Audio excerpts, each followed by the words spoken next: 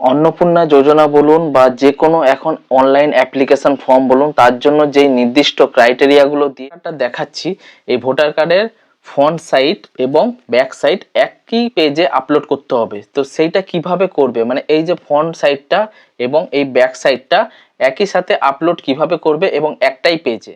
ধরো তোমরা ফটো তুললে, ফ্রন্ট সাইডের একটা ফটো, ব্যাক সাইডের একটা ফটো, সেই দুটো ফটোকে তোমরা একটাই পেজে কিভাবে করবে আমি এই ভিডিওর মাধ্যমে আজকে দেখিয়ে দেবো। ভিডিওটা ভালো লাগলে অবশ্যই একটা লাইক শেয়ার কমেন্ট করতে ভুলো না যেন। চ্যানেলে যদি নতুন হয়ে থাকো চ্যানেলটা সাবস্ক্রাইব করে পাশে থেকো এবং পাশে থাকা বেল আইকনটা অবশ্যই অল করে দিও, যাতে নতুন নতুন ভিডিও ছাড়লে নোটিফিকেশন সবার প্রথমে তোমাদের কাছে চলে যায়। তো মাত্র 1 মিনিটের মধ্যে আমি তোমাদেরকে শিখিয়ে দেবো যে এই কার্ডটা, এই ভোটার কার্ডটার দুটো ফটো তুলে একটাই পেজে কিভাবে করবে। তো চলো বেশি দেরি না করে আজকের ভিডিওটা শুরু করা যাক। ফোনের মাধ্যমে এটা করতে পারবে এবং যে কোনো অনলাইন কাজ বা অনলাইন যে কোনো কাজের জন্য এইটা তোমরা সেটআপটা আগে করে নেওয়া খুবই দরকার। তো চলো তোমাদের দিকে দেখিয়ে দিই। তো এইবার তোমাদেরকে কি করতে হবে, তোমাদের যে গুগলটা আছে সেই গুগলসে চলে যেতে হবে। দেখতেই পাচ্ছ এই যে আমার গুগল অ্যাপটা আছে, আমি গুগল অ্যাপটা ওপেন করে নেব। ওপেন করে নেওয়ার পর এরকম সার্চ বার দেখতে পাচ্ছ, সার্চ বারে ক্লিক করবে। ক্লিক করার পর এখানে লিখবে 11 জোন, লিখে এখানে সার্চ করবে।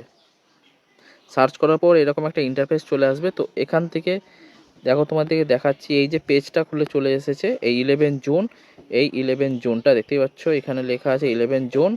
তো এইটায় ক্লিক করবে।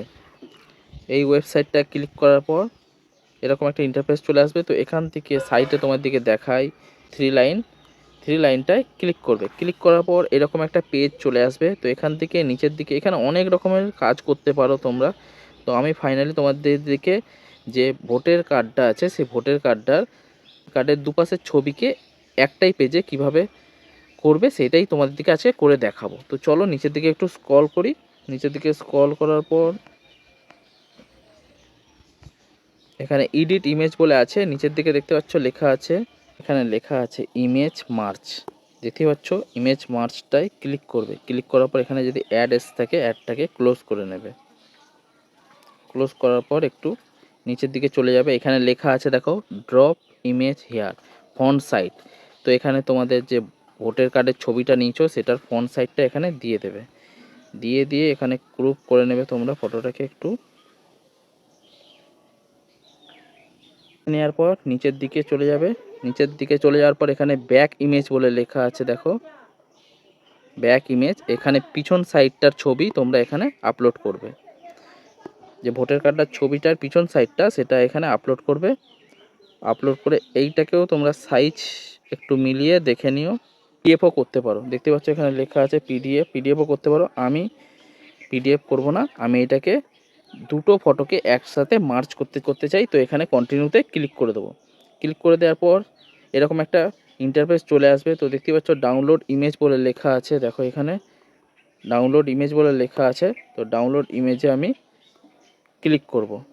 ক্লিক করার পর দেখো এখানে ওপেন বলে চলে এসেছে, ওপেন করব। ওপেন করার পর এই যে আমাদের যে ভোটার কার্ডের যে ছবিটা দেখতে পাচ্ছ সেটা একটাই পেজে আমার কনভার্ট হয়ে চলে এসেছে।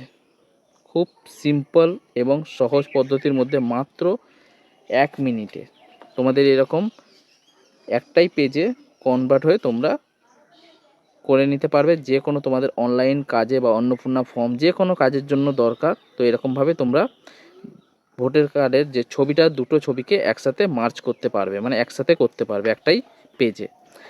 তো আজকের ভিডিওটা তোমাদের কেমন লাগলো, ভিডিওটা ভালো লাগলে অবশ্যই একটা লাইক শেয়ার কমেন্ট করতে ভুলো না যেন। চ্যানেলে যদি নতুন হয়ে থাকো চ্যানেলটা সাবস্ক্রাইব করে পাশে থাকো এবং পাশে থাকা বেল আইকনটা অবশ্যই অল করে দিও, যাতে নতুন নতুন ভিডিও ছাড়লে নোটিফিকেশান সবার প্রথমে তোমাদের কাছে চলে যায়। তো আজকের মতো এখানে ভিডিওটা শেষ করছি, আবার দেখা হচ্ছে নতুন কোনো টপিক নিয়ে, নতুন কোনো ভিডিও নিয়ে। Tata, bye bye.